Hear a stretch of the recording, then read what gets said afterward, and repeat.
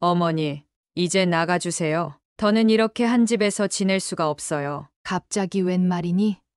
내가 뭐 잘못한 게 있니? 어머님 존재 자체가 잘못이에요. 약값, 병원비, 식비, 나가는 돈이 얼마인 줄 아세요? 민호야, 지금 얘가 무슨 말을 하는 거니? 어머니, 정말 죄송합니다. 저희도 너무 힘들어서. 그러니까 날 내쫓으려는 거냐? 내가 어디로 가라고? 평생 널 위해 농사 짓던 이 어미가 이런 상황을 꿈이라도 꿔봤겠니? 가슴이 미어졌습니다. 평생을 자식을 위해 농사지었던 어머니가 노년에 자식에게 버림받는 충격적인 현실. 하지만 이것은 우리 주변에서 종종 일어나는 슬픈 현실이기도 합니다. 그날 이후 제 인생은 완전히 달라졌습니다. 노숙자가 되어 서울역을 전전하던 저는 인생의 가장 밑바닥을 경험했지만 놀랍게도 그것이 제 인생의 터닝 포인트가 되었습니다. 이 영상을 끝까지 보시면 인생의 거친 바람에 흔들려도 다시 일어설 수 있는 용기와 지혜를 배우게 될 것입니다. 또한 자신의 진정한 가치를 어떻게 발견하고 상처를 딛고 새로운 삶을 시작할 수 있는지를 깨닫게 될 것입니다. 그리고 영상 후반에는 저를 쫓아냈던 며느리에게 당당히 맞서는 짜릿한 순간도 나오니 꼭 끝까지 보시고 통쾌함도 함께 느끼시기 바랍니다. 오늘 영상이 기대되신다면 지금 바로 구독과 좋아요 버튼 눌러주시고 알림 설정까지 해두시면 이런 감동적인 인생 역전 스토리를 가장 먼저 만나보실 수 있습니다. 모두 무료이니 마음껏 눌러주세요. 여러분의 따뜻한 댓글도 기다리고 있어요. 혹시 비슷한 경험이 있으시거나 인생의 어려움을 극복한 이야기가 있으시다면 댓글로 함께 나눠주세요. 여러분의 이야기가 또 다른 누군가에게 큰 힘이 될 수 있답니다. 자, 이제 제 이야기를 시작하겠습니다. 저는 올해 79살 이경숙이라고 합니다. 평생을 충청남도 작은 마을에서 농사를 지으며 손주들 얼굴 볼 날만 기다리던 평범한 할머니였죠. 제가 살았던 마을에서 저는 제가 직접 지은 쌀로 주위 사람들에게 떡을 자주 해서 돌렸습니다. 마을 사람들이 제가 만든 떡이 세상에서 제일 맛있다고 하더라고요. 거기에 기분이 좋아져서 저도 더욱 더 자주 돌리게 되었습니다. 한간에는 저더러 떡박사라 불러주셨지요.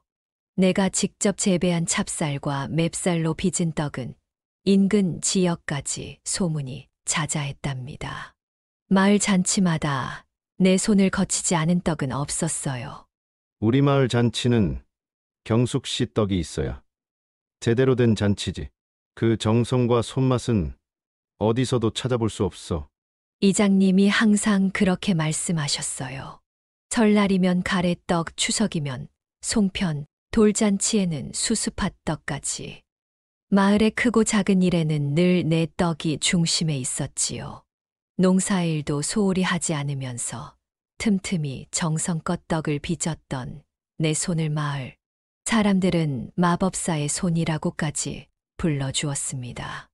그렇게 70년 가까이 고향에서 살아오다 나이가 들면서 농사일이 점점 힘겨워졌어요. 남편은 일찍 세상을 떠났고 혼자서 논밭을 일구는 것이 버거워질 무렵 서울에서 사업체를 운영하던 아들 민호가 나를 모시겠다며 찾아왔지요.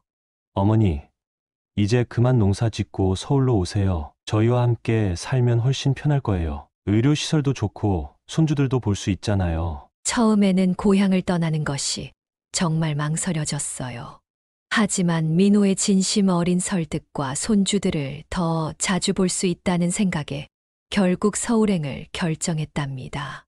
평생 일구던 논밭을 팔고 50년 넘게 살아온 집을 정리하면서 가슴 한편이 아리긴 했지만 새로운 삶에 대한 기대로 설렘도 있었어요. 서울 강남의 아파트로 이사한 첫날 모든 것이 꿈만 같았습니다. 손주들은 할머니가 온다고 방을 예쁘게 꾸며 놓았고 며느리 혜진도 처음에는 어머님, 저희가 모실게요. 편하게 계세요. 라며 친절했지요. 아들이 운영하는 인테리어 회사도 번창하는 것처럼 보였고, 가족들과 함께하는 시간은 행복했습니다. 하지만 그 행복은 오래가지 못했어요. 민호의 사업이 갑자기 위기를 맞으면서부터 집안 분위기가 달라지기 시작했지요. 대형 프로젝트에서 큰 손실을 보고 빚은 눈덩이처럼 불어났다고 했어요. 며느리의 표정은 점점 굳어졌고 말투도 날카로워졌습니다. 어머님, 약은 꼭 드셔야 해요. 약값이 한 달에 얼마나 나가는지 아세요?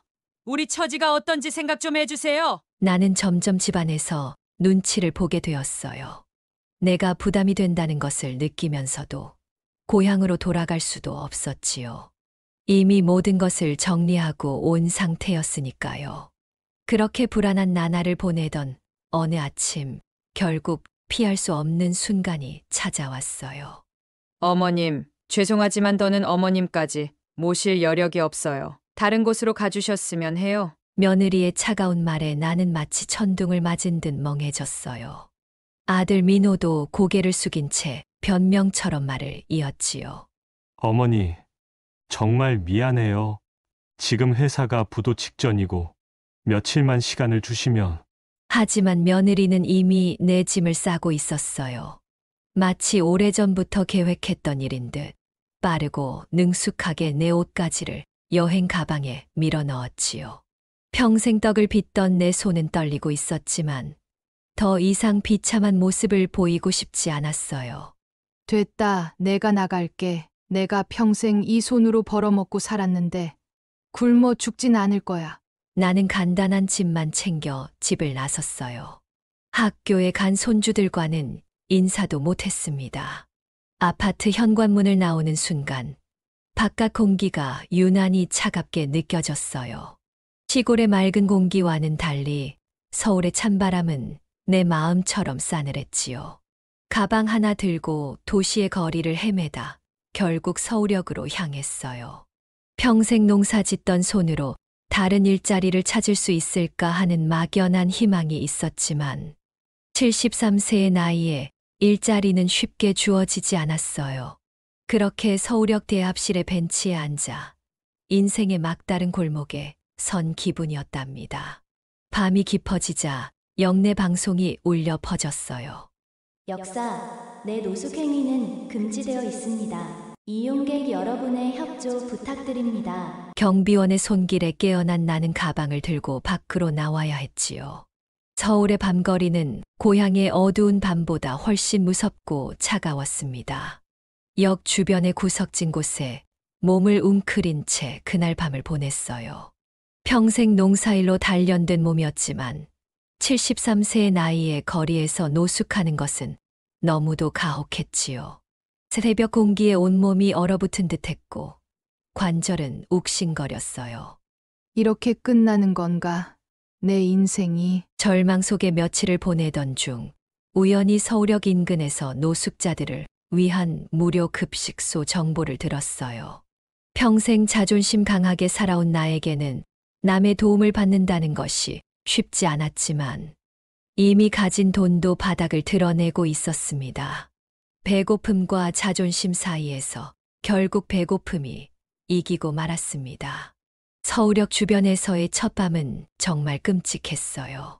한겨울 추위 속에서 몸을 웅크리고 새벽을 맞이하니 온몸은 얼어붙은 것 같았고 관절은 욱신거렸습니다. 하지만 이것은 시작에 불과했지요. 매일 아침 공중화장실에서 간단히 세수를 하고 하루 종일 일자리를 찾아 돌아다녔지만 73세 노인에게 일자리는 쉽게 주어지지 않았어요. 할머니, 죄송하지만 저희는 좀 더 젊은 분을 찾고 있어요. 면접관들의 말은 항상 비슷했습니다. 평생 한 번도 구직 경험이 없던 저에게는 모든 것이 낯설고 두려웠어요. 하루 이틀이 지나면서 가지고 있던 얼마 안 되는 돈도 바닥을 드러내기 시작했고 배고픔은 점점 견디기 힘들어졌습니다. 일주일 정도 지났을 무렵 서울역 근처에서 노숙하던 다른 할머니가 무료 급식소에 대해 알려주셨어요. 그분 말에 따르면 매일 아침 역에서 멀지 않은 교회에서 노인들에게 무료 식사를 제공한다고 했지요.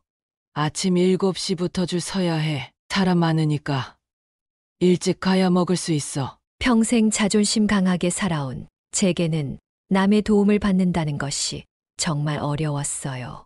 배고픔과 자존심 사이에서 갈등했지만 결국 생존 본능이 이겼습니다. 이른 아침, 저는 용기를 내어 급식소를 찾아갔어요. 급식소에 도착했을 때는 이미 긴 줄이 형성되어 있었습니다. 저보다 더 나이 든 어르신들, 휠체어를 탄 할아버지, 지팡이에 의지한 할머니들. 모두 한때는 누군가의 부모이자 조부모였을 텐데, 이렇게 한 끼 식사를 위해 줄을 서는 모습이 마음을 아프게 했어요.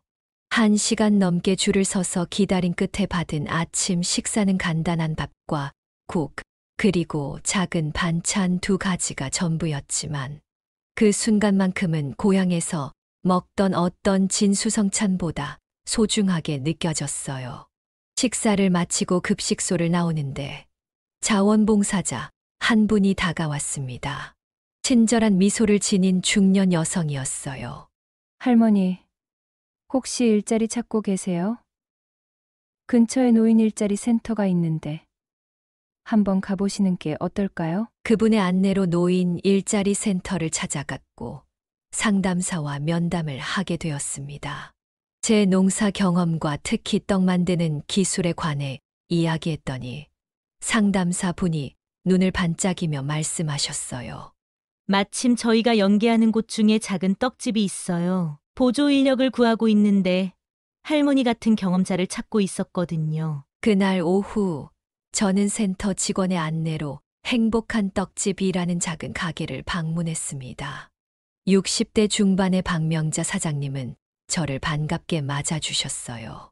가게는 작았지만 정갈했고 고향의 떡집 냄새가 나서 왠지 모르게 마음이 편안해졌습니다. 실력을 한번 보여주실래요? 이 찹쌀로 가래떡 만들어 보세요. 사장님의 요청에 주저없이 앞치마를 두르고 시작했어요. 찹쌀을 씻고 불리고 찌고 치대는 과정. 평생 해온 일이라 손이 저절로 움직였습니다. 제가 만든 가래떡을 본 사장님은 놀란 표정을 지었어요. 그날부터 저는 행복한 떡집에서 일하게 되었습니다. 월급은 많지 않았지만 하루 6시간 일하면서 점심도 제공받았고 무엇보다 제 실력을 인정받을 수 있어서 감사했어요. 어려운 시간이었지만 떡을 만드는 순간만큼은 모든 걱정을 잊을 수 있었습니다. 일을 시작하고 보름쯤 지났을 때 첫 월급으로 작은 고시원 방을 얻게 되었어요. 화장실과 샤워실은 공동으로 사용해야 했지만 그래도 제 공간이 생겼다는 사실이 얼마나 행복했는지 모릅니다. 서울역에서의 노숙 생활을 마치고 비로소 안정을 찾기 시작했어요. 이제 아침에 일어나 떡집으로 출근하고 오후에는 퇴근 후 고시원에서 쉬는 일상이 생겼습니다. 농사짓던 삶과는 달랐지만 나름대로 안정된 생활이 만들어지고 있었지요. 그리고 무엇보다 제가 평생 사랑해온 일을 다시 할 수 있다는 것이 큰 위안이 되었습니다. 사장님은 제 떡 만드는 솜씨를 정말 높이 평가해 주셨어요. 처음에는 간단한 작업만 맡기셨지만 점점 더 중요한 일들을 맡겨주셨고 특히 절기마다 만드는 특별한 떡은 제게 전적으로 의지하셨습니다. 경숙 어머니, 솔직히 말해서 어머니 솜씨는 제 위에 계세요. 저희 단골 손님들이 요즘 떡이 더 맛있어졌다고 하시는데 다 어머니 덕분이에요. 그렇게 떡집에서 일한 지 3개월쯤 지났을 때였어요. 어느 날 사장님이 저에게 특별한 제안을 하셨습니다. 어머님, 다음 달에 서울에서 전통 음식 페스티벌이 열려요. 우리 가게도 참가하기로 했는데 어머님이 우리 부스에서 떡 시연을 해주시면 어떨까요? 어머님의 솜씨라면 분명 인기를 끌 거예요. 처음에는 그런 큰 행사에 나가는 것이 부담스러웠지만 사장님의 열렬한 권유와 제 솜씨를 많은 사람들에게 보여줄 수 있다는 생각에 용기를 내어 수락했어요. 그렇게 시작된 전통 음식 페스티벌 참가는 제 인생의 새로운 전환점이 되었습니다. 행사 준비 기간 동안 저는 제가 평생 고향에서 만들어 온 떡들을 하나하나 선보였어요. 찹쌀떡, 증편, 가래떡, 쑥떡, 백설기, 송편. 거기에 제가 농사지으며 깨달은 곡물의 비밀과 고향에서 전해 내려오는 방식으로 맛을 낸 특별한 떡들까지. 이경숙 할머니, 어떻게 이렇게 쫄깃하면서도 부드러운 식감을 만들어내세요? 저희가 배워온 방식과는 다른 것 같아요. 함께 행사를 준비하던 젊은 음식 연구가들이 놀라워하며 물었습니다. 사실 특별한 비법이라기보다는 평생 농사를 지으며 터득한 작은 지혜들이었어요. 쌀을 씻을 때의 물 온도, 불릴 때의 시간, 찌는 과정에서의 불 조절, 그리고 치대는 힘의 강약까지. 모든 과정에는 농부이자 떡장인으로서 제 경험이 담겨 있었습니다. 페스티벌 당일, 제 부스 앞에는 긴 줄이 늘어섰어요. 충청도 할머니의 손맛이라는 간판만으로도 사람들의 호기심을 자극했지만 한 번 맛을 본 손님들은 다시 줄을 서서 기다릴 정도로 반응이 뜨거웠습니다. 할머니, 이 떡 맛이 제가 어릴 때 외할머니가 해주시던 맛과 똑같아요. 어떻게 이런 맛을 내실 수 있는 거예요? 특히 도시에서 자란 젊은이들에게 제 떡은 향수를 불러일으키는 맛이었나 봅니다.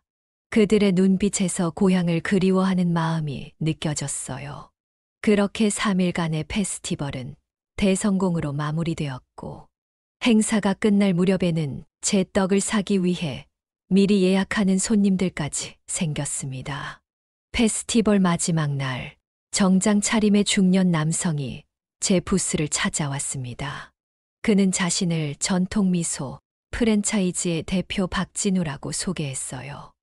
이경숙 어머님, 제가 이번 페스티벌 내내 어머님의 떡을 지켜봤습니다. 솔직히 말씀드리면 30년 넘게 이 업계에 있었지만 이런 손맛은 처음 경험해봅니다. 박진우 대표는 진지한 표정으로 제안을 했습니다.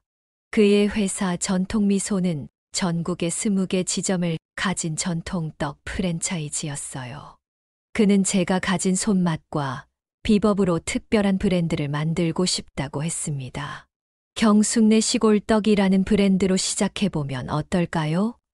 어머님의 레시피와 손맛, 그리고 저희의 마케팅과 유통망이 만나면 분명 대단한 시너지가 날 겁니다. 처음에는 망설였어요. 73세의 나이에 새로운 도전을 한다는 것이 두렵기도 했고, 무엇보다 제 손으로 직접 만들지 않는 떡이 과연 같은 맛을 낼 수 있을지 확신이 없었거든요.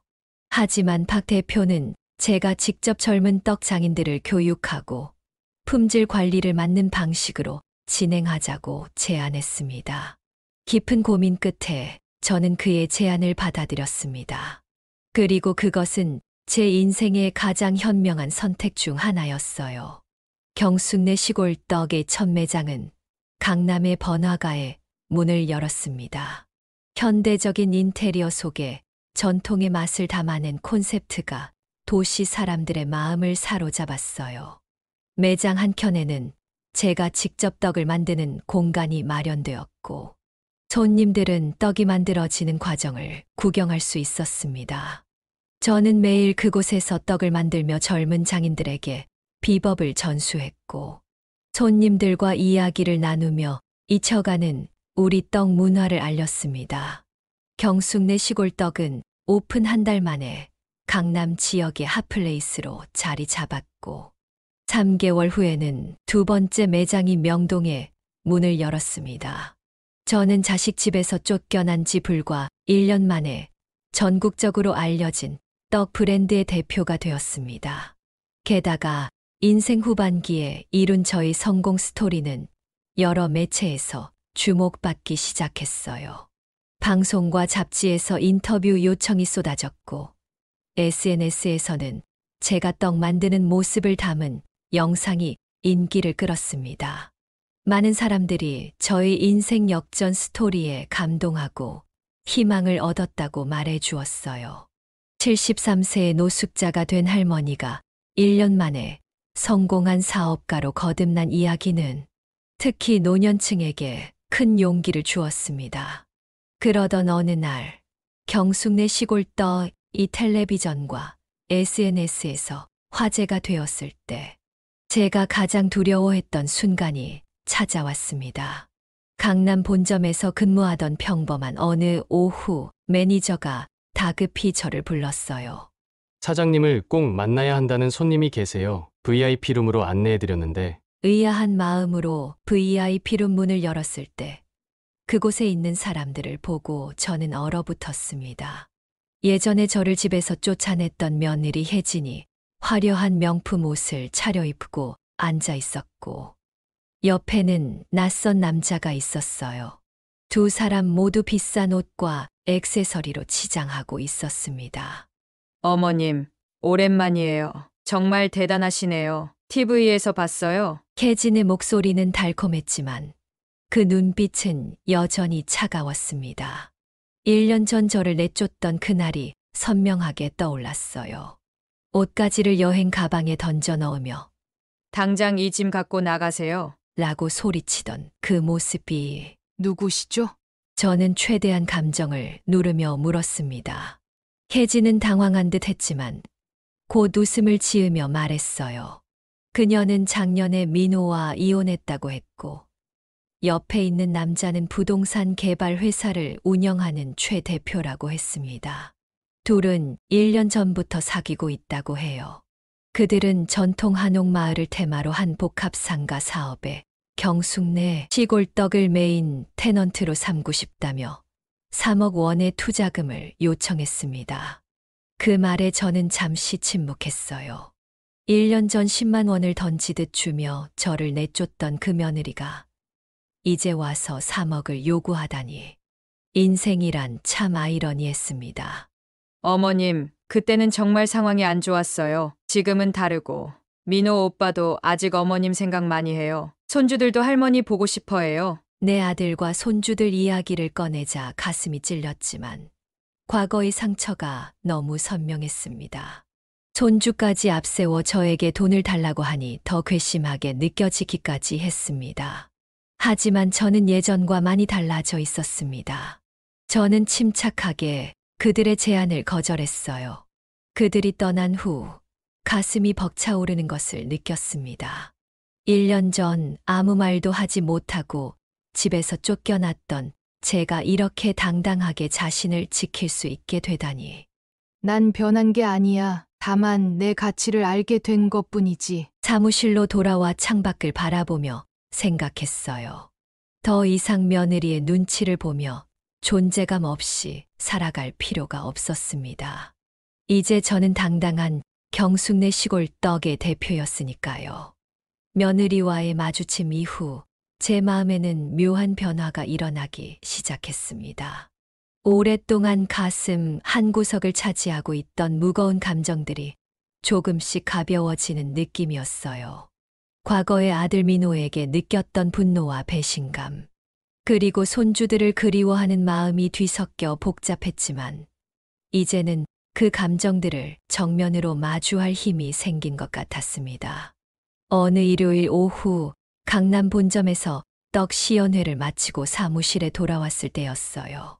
평소처럼 많은 고객들로 붐비는 매장이었지만 문득 한 남자가 눈에 들어왔습니다.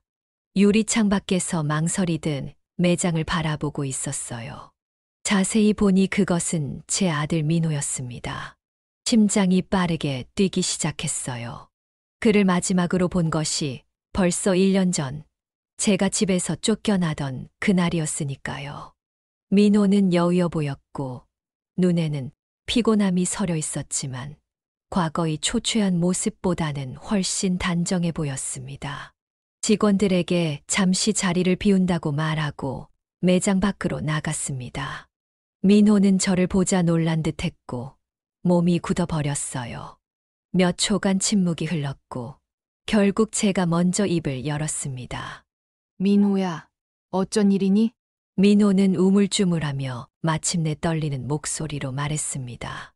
어머니, 정말 죄송합니다. 그날 어머니를 그렇게 내보낸 거 제 인생의 가장 큰 실수였습니다. 제 마음은 복잡했지만 손주들 생각에 물었습니다.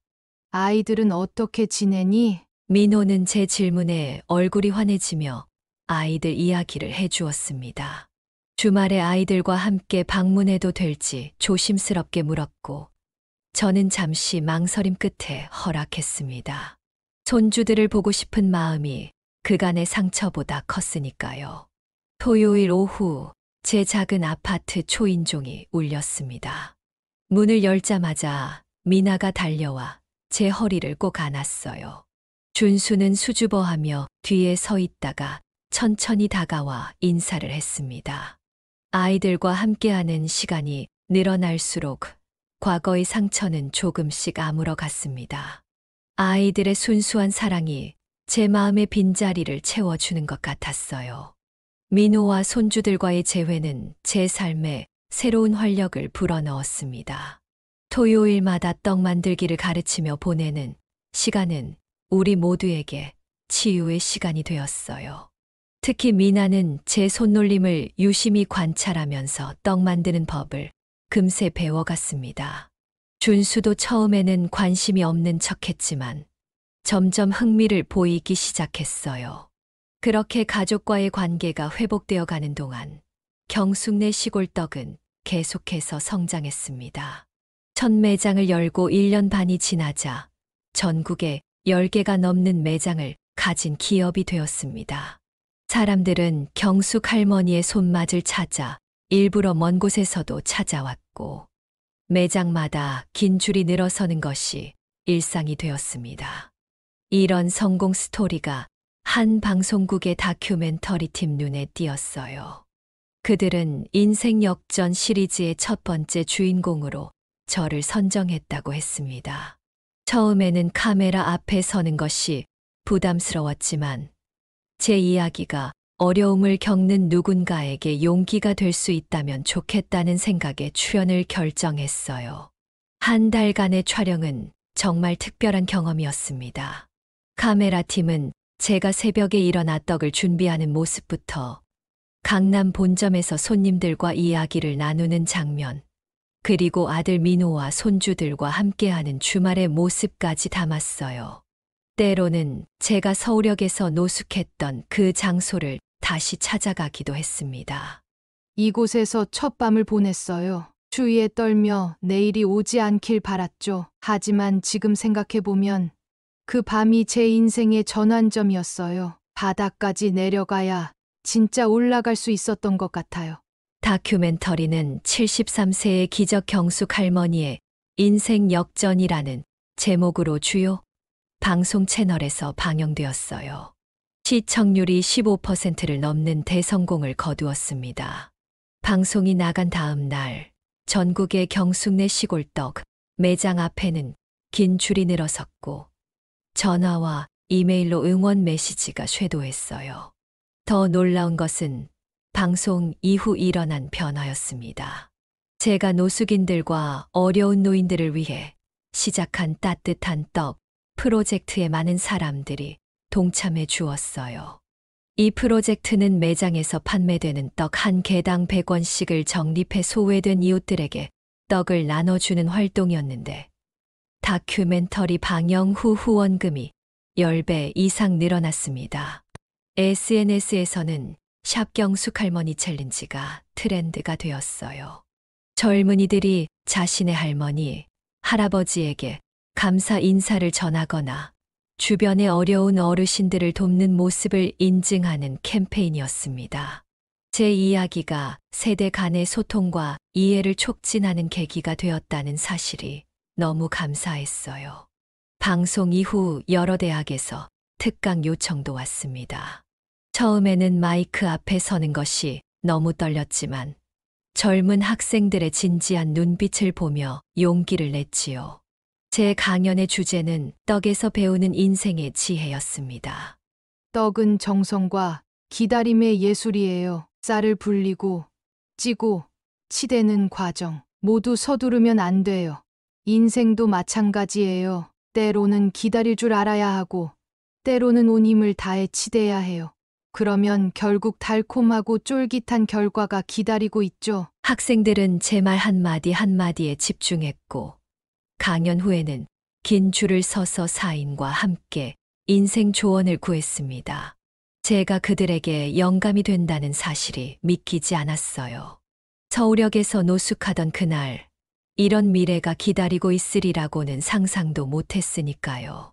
제 강연과 이야기가 사람들에게 반향을 일으키면서 경숙내 시골떡은 단순한 음식점을 넘어 사회적 의미를 가진 브랜드로 자리 잡게 되었습니다. 특히 다큐멘터리가 방영된 후 백화점과 대형 쇼핑몰에서도 입점 제한이 쇄도했어요. 처음에는 우리 브랜드가 너무 고급화되는 것이 걱정되었지만 더 많은 사람들에게 전통 떡의 가치를 알릴 수 있겠다는 생각에 새로운 도전을 결심했습니다. 첫 백화점 매장은 서울 강남의 유명 백화점 지하 1층 식품관에 문을 열었어요. 기존 매장과는 달리 고급스러운 인테리어로 차별화했지만 떡의 맛과 정성만큼은 그대로 유지했습니다.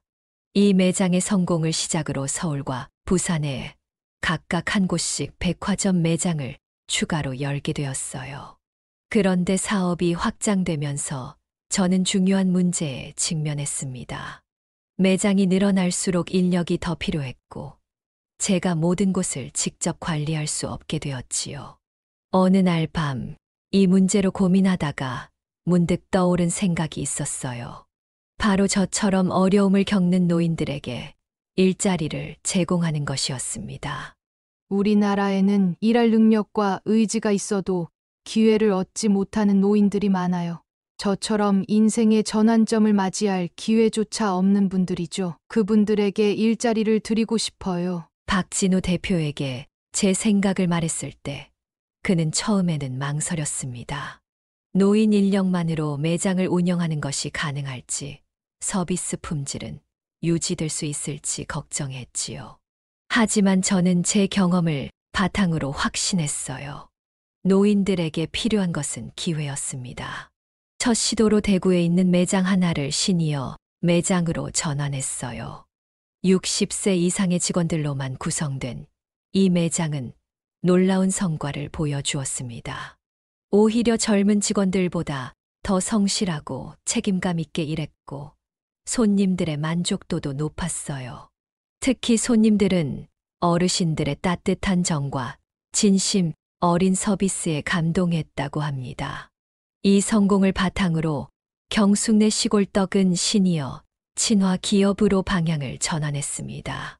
새로 열리는 매장은 기본적으로 60세 이상의 직원 비율을 70% 이상으로 유지하는 정책을 도입했고, 중간 관리자 역할도 능력 있는 시니어들에게 맡겼어요. 물론 처음에는 교육과 적응에 시간이 필요했지만 그들의 열정과 삶의 경험이 이를 충분히 보완했습니다. 가장 보람찼던 것은 이분들의 인생이 변화하는 모습을 지켜보는 것이었어요.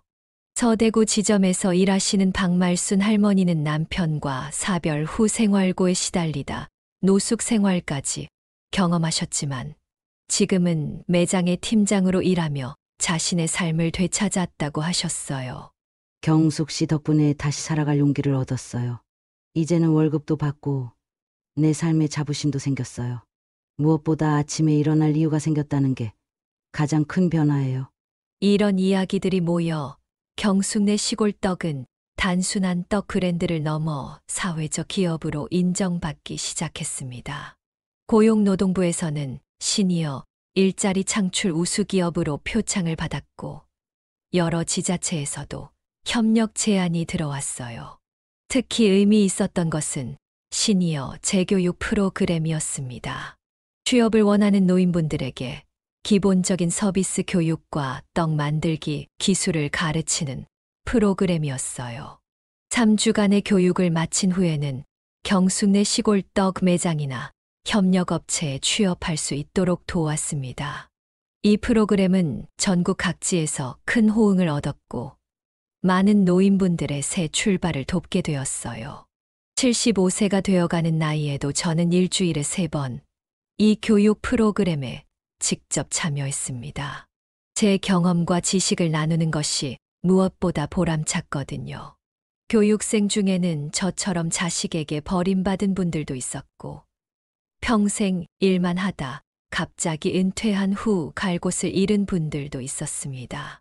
그분들의 이야기를 들으며 제 과거를 떠올렸고, 더욱 열심히 돕고 싶다는 마음이 커졌어요.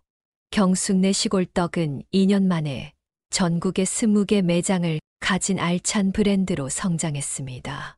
서울 4개, 부산 2개, 대구, 대전, 광주, 제주에 각 1개씩 매장이 있었어요. 규모는 크지 않았지만 각 지역에서 꼭 가봐야 할 떡집으로 소문이 나 항상 손님들로 붐볐습니다. 특히 강남 본점과 부산 해운대점은 백화점에 입점해 고급스러운 이미지로 많은 사랑을 받았어요. 각 매장에서 일하는 직원 중 70% 이상이 60세 이상의 시니어였고, 본사 직원 중에도 시니어 비율이 40%를 넘었어요. 이는 업계에서는 상상할 수 없는 고용 구조였지만, 오히려 이것이 우리 브랜드의 강점이 되었습니다. 특히 의미 있었던 것은 노숙인 재활 프로그램이었어요. 저의 경험을 바탕으로 노숙인 지원센터와 협력하여 노숙 생활을 하는 노인분들에게 주거 지원과 함께 일자리를 제공했습니다. 6달간의 적응 기간을 거쳐 정식 직원으로 채용되는 시스템이었어요. 이 프로그램을 통해 20명 넘는 노숙 노인분들이 새 삶을 시작할 수 있었습니다. 경숙내 시골 떡이 사회적 기업으로 자리매김하면서 저는 더 의미 있는 일을 구상하기 시작했습니다. 어느 날 아침 서울 종로의 한 한옥을 방문했어요. 오래된 한옥이었지만 아직 원형이 잘 보존되어 있었고 마당도 넓었습니다. 부동산 중개인과 함께 한옥을 둘러보는 내내 머릿속에서는 청사진이 그려지고 있었어요. 이곳에 전통 떡 문화 체험관을 열고 싶어요. 사라져가는 우리의 떡 문화를 보존하고 젊은 세대에게 전통의 맛과 지혜를 전하는 공간으로 만들고 싶습니다. 중개인은 놀란 눈빛이었지만 내 결심은 확고했습니다. 일주일 후 그 한옥은 내 소유가 되었고 6개월간의 리모델링 공사가 시작되었어요. 옛 모습은 최대한 보존하면서도 현대적인 체험 시설을 갖추는 작업이었습니다. 특히 떡 문화의 역사부터 현재까지를 보여주는 전시관과 직접 떡을 만들어 볼 수 있는 체험실을 중심으로 설계했어요. 76세 생일을 맞은 날, 전통 떡 문화 체험관이 공식 개관했습니다. 개관식에는 문화계 인사들과 지역 주민들이 많이 참석했고, 전통 문화 계승의 중요성을 강조하는 자리가 되었어요. 체험관은 단순한 관광지가 아니라 우리 떡 문화의 아름다움과 지혜를 경험할 수 있는 살아있는 교육의 장이었습니다. 특히 인상적이었던 것은 체험관 한켠에 마련된 노인 일자리 지원센터였어요. 이곳은 일할 의지는 있지만 기회를 찾지 못하는 노인들에게 취업 상담부터 교육, 그리고 실제 일자리 연계까지 원스톱으로 제공하는 공간이었습니다. 경숙내 시골 떡 매장뿐만 아니라 다른 기업들과도 협력하여 다양한 일자리를 연결해 주었지요. 우리 사회는 어르신들의 경험과 지혜를 너무 쉽게 버리고 있어요. 하지만 그분들에게 기회를 주면 놀라운 능력을 발휘하시는 걸 저는 수없이 봐왔습니다. 나이는 숫자에 불과해요. 이 말은 제가 센터 개소식에서 한 말인데 많은 언론에서 인용되었고 사회적으로도 큰 반향을 일으켰습니다. 일자리 지원센터는 개소 첫 해에만 200명이 넘는 노인들에게 취업 기회를 제공했고 그중 80%가 6개월 이상 안정적으로 일을 유지했다는 통계가 나왔어요. 체험관의 또 다른 특별한 점은 장학 프로그램이었습니다. 전통 음식을 배우고자 하는 젊은이들에게 장학금을 지원하고 체험관에서 실습 기회를 제공하는 프로그램이었어요. 특히 조선 가정의 청소년들에게 우선 기회를 주었는데 이들이 할머니, 할아버지와 함께 전통떡을 배우며 세대 간 소통이 이루어지는 모습이 가장 보람찼습니다. 체험관은 개관 이후 매주 수백 명의 방문객으로 붐볐고 특히 외국인 관광객들에게도 큰 인기를 끌었어요. 한국의 떡 문화를 세계에 알리는 창구가 된 것이죠. 나는 비록 70대 중반의 나이였지만 일주일에 3번은 꼭 체험관에 나가 방문객들과 만남의 시간을 가졌습니다.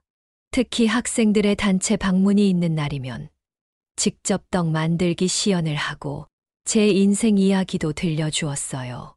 떡을 만들 때 가장 중요한 것은 정성이에요. 쌀 한 톨의 마음을 담아야 맛있는 떡이 됩니다. 인생도 마찬가지예요. 매 순간에 정성을 다하면 언젠가는 그 정성이 여러분에게 돌아올 거예요. 체험관과 일자리 지원센터의 성공은 정부의 주목을 받게 되었습니다.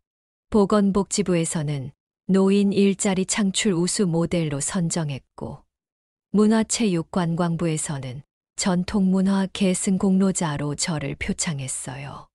이런 인정과 지원 덕분에 체험관은 더욱 발전할 수 있었습니다. 76세 생일을 맞이한 해 보건복지부에서 주최하는 노인복지 공로상을 수상했습니다. 노인 일자리 창출과 전통문화 계승에 기여한 공로를 인정받은 것이었어요. 시상식 날, 제가 서울역에서 노숙하던 그날을 생각하면 마치 꿈만 같았습니다. 시상식 이후 전국에서 더 많은 협력 제안과 지원 요청이 쇄도했습니다. 하지만 저는 욕심내지 않고 핵심 가치에 집중했어요. 전통떡 문화의 계승과 노인 일자리 창출, 이 두 가지를 중심으로 사업을 발전시켜 나갔습니다. 76세에서 77세로 넘어가는 해, 비영리 재단을 공식 설립했어요. 그동안의 모든 활동을 체계적으로 운영하고 제가 없더라도 이 가치가 계속 이어지길 바라는 마음에서였습니다. 특히 재단의 핵심 프로젝트 중 하나는 노인 창업 지원 사업이었어요. 저처럼 노년에 새로운 시작을 꿈꾸는 분들을 위해 창업 자금과 멘토링을 지원하는 프로그램이었습니다.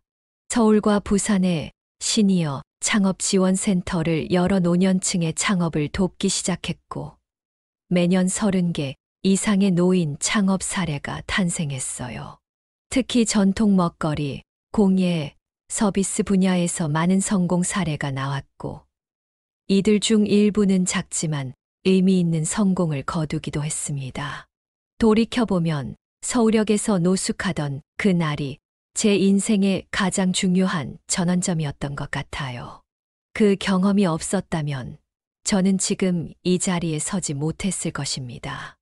떡 한 가지로 시작한 작은 도전이 이제는 많은 노인들에게 희망을 주고 전통 문화를 지키는 큰 움직임이 되었습니다. 때로는 인생의 가장 어두운 순간이 가장 밝은 빛을 발견하는 계기가 되는 것 같습니다. 체험관과 재단 활동으로 바쁜 나날을 보내던 중 77세 생일을 앞두고 서울시청 앞 대형 강당에서 열린 인생 2막 컨퍼런스의 기조연설자로 초청받았습니다. 강당에는 은퇴를 앞둔 중년층부터 이미 은퇴한 노년층까지 다양한 연령대의 사람들로 가득 찼어요. 모두 인생의 전환점에서 새로운 길을 찾고 있는 분들이었습니다. 마이크를 잡고 청중을 바라보니 3년 전 서울역에서 노숙하던 그날이 선명하게 떠올랐어요. 그때의 절망감, 추위, 배고픔, 그리고 무엇보다 이제 끝났다는 체념의 감정까지. 하지만 시간이 흘러 지금의 제가 있기까지 그 모든 순간이 필요했던 것 같아요. 여러분, 저는 73세에 집에서 쫓겨나 서울역에서 노숙자 생활을 시작했습니다. 그날 밤 차가운 콘크리트 바닥에 누워 이렇게 내 인생이 끝나는구나라고 생각했죠. 하지만 지금 돌이켜보면 그날은 제 인생의 끝이 아니라 진정한 시작이었습니다. 청중들의 눈빛이 달라지는 것을 느꼈습니다. 호기심과 놀라움, 그리고 기대감이 섞인 표정이었어요. 저는 지난 4년간의 여정을 차분히 이야기했습니다. 무료 급식소에서 만난 인연, 작은 떡집에서의 일자리, 경숙내 시골 떡의 탄생과 성장, 그리고 전통 떡 문화 체험관과 노인 일자리 센터 설립까지. 모든 과정에는 수많은 어려움과 도전이 있었지만 포기하지 않고 한 걸음씩 나아갔던 순간들이었어요. 특히 많은 분들이 궁금해하는 것은 그 절망적인 상황에서 어떻게 다시 일어설 수 있었는지였습니다. 저는 잠시 생각에 잠겼다가 솔직하게 대답했어요. 사실 저도 완전히 포기한 순간이 있었어요. 하지만 제가 평생 농사 짓고 떡을 만들며 터득한 한 가지 진리가 있습니다. 인생은 떡 만들기와 닮았어요. 쌀을 불리고 찌고 치대는 과정 모두 인내와 정성이 필요합니다. 때로는 기다려야 하고 때로는 온 힘을 다해 치대야 해요. 그러면 결국 달콤하고 쫄깃한 떡이 완성되는 것처럼 인생의 고난도 결국 지나가고 새로운 맛을 선물합니다. 강연이 끝난 후 여러 매체와 인터뷰를 했습니다. 한 기자가 물었어요. 할머니께서 가장 전하고 싶은 메시지는 무엇인가요? 저는 잠시 생각하다 대답했습니다. 나이는 그저 숫자에 불과해요. 70대에 새 출발을 한 저처럼 여러분도 언제든 시작할 수 있어요. 중요한 건 자신을 믿는 마음과 포기하지 않는 끈기입니다. 그 인터뷰가 방송된 후 저에게 많은 편지와 이메일이 왔습니다. 대부분 비슷한 어려움을 겪고 있는 분들이었어요. 사업 실패로 모든 것을 잃은 60대 남성, 이혼 후 경제적 어려움에 처한 50대 여성, 그리고 은퇴 후 방향을 잃은 수많은 노인들. 그들은 저의 이야기에서 위로와 희망을 얻었다고 했습니다. 저는 가능한 한 많은 편지에 직접 답장을 썼어요. 그리고 더 많은 사람들에게 제 경험을 나누기 위해 인생의 파도를 타는 법이라는 책을 쓰기 시작했습니다. 글솜씨가 뛰어나지는 않았지만 평생 살아오며 배운 지혜와 노숙자에서 성공한 사업가로 거듭난 과정을 솔직하게 담았어요. 책은 예상보다 많은 사람들에게 읽혔고 독자들과의 만남 행사도 여러 번 가졌습니다. 그 중에서도 특별했던 것은 노숙인 쉼터에서의 강연이었어요. 저와 비슷한 처지에 있는 분들 앞에서 제 이야기를 나눌 수 있어 가슴이 뭉클했습니다. 저도 여러분과 같은 자리에 있었어요. 희망이 보이지 않고 내일이 두려웠죠. 하지만 포기하지 마세요. 여러분 각자에게는 특별한 재능과 경험이 있습니다. 그것이 언젠가 빛을 발할 순간이 올 거예요. 강연 후 한 70대 노숙인 할아버지가 다가와 손을 꼭 잡았습니다. 그분은 30년간 몫으로 일하다 사고로 일을 못하게 되어 거리로 나왔다고 했어요. 저는 그 자리에서 우리 재단의 노인 일자리 담당자를 소개해드렸고 몇 개월 후 그분은 전통 가구 수리센터에서 일을 시작했다는 소식을 들었습니다. 이런 경험들이 쌓이면서 저는 더 많은 강연과 멘토링 활동을 하게 되었어요. 특히 시니어 도전 프로젝트라는 프로그램을 만들어 50대 이상의 도전자들을 지원했습니다. 그들의 아이디어에 자금을 지원하고 사업 노하우를 전수하며 실패해도 다시 일어설 수 있는 안전망을 마련해 주었지요. 프로젝트 참가자 중 한 분은 40년간 가정주부로 살다가 남편의 사망 후 생계 수단이 필요해진 68세 황금자 할머니였습니다. 그분은 평생 가족을 위해 담근 장장을 상품화하는 아이디어로 참가했고 지금은 할머니의 장독대라는 브랜드를 운영하며 성공적인 사업가가 되었어요. 이런 성공 사례가 늘어날수록 저는 더욱 확신하게 되었습니다. 나이는 제약이 아니라 오히려 강점이 될 수 있다는 것을요. 오랜 삶의 경험, 깊은 인내심, 그리고 젊은이들에게 없는 지혜가 우리 노인들에게는 있기 때문입니다. 78세 생일을 맞은 해, 저는 노인들을 위한 지혜의 나눔터라는 새로운 프로젝트를 시작했습니다. 다양한 분야에서 새로운 도전을 시작한 노인들이 자신의 경험과 지혜를 나누는 일종의 노인 버전 TED 강연 같은 자리였어요. 첫 행사에는 예상보다 많은 500명이 넘는 청중이 모였고 온라인으로도 수천 명이 시청했습니다. 이 프로그램에서 제가 항상 강조하는 것은 실패를 두려워하지 말라는 메시지였습니다. 우리는 이미 인생의 많은 부분을 살아왔기에 실패가 주는 타격이 젊은이들보다 덜합니다. 오히려 남은 시간을 의미 있게 보내기 위한 도전이 더 중요하다고 생각했어요. 강연을 들은 한 청중이 질문했습니다. 할머니, 그토록 절망적인 상황에서 어떻게 희망을 잃지 않으셨나요? 저는 잠시 생각한 후 대답했어요. 인생의 파도는 계속해서 밀려왔다 빠져나가기를 반복해요. 중요한 건 파도가 밀려올 때 버티고 빠져나갈 때 앞으로 나아갈 준비를 하는 겁니다. 포기하지 않고 계속 나아가면 언젠가는 바다 위에 떠 있는 자신을 발견하게 될 거예요. 제 이야기를 듣고 용기를 얻었다는 분들의 성공 소식을 들을 때마다 가슴이 벅차올랐습니다. 그들 역시 자신만의 파도를 타고 새로운 해안에 도착했다는 소식은 제게 큰 기쁨이 되었어요. 만약 지금 어려움을 겪고 계신 분이 있다면 저는 이렇게 말하고 싶어요. 인생은 예측할 수 없지만 그것이 바로 인생의 아름다움입니다. 가장 어두운 터널의 끝에 가장 밝은 빛이 기다리고 있을지도 모릅니다. 그러니 포기하지 말고 한 걸음씩 앞으로 나아가세요.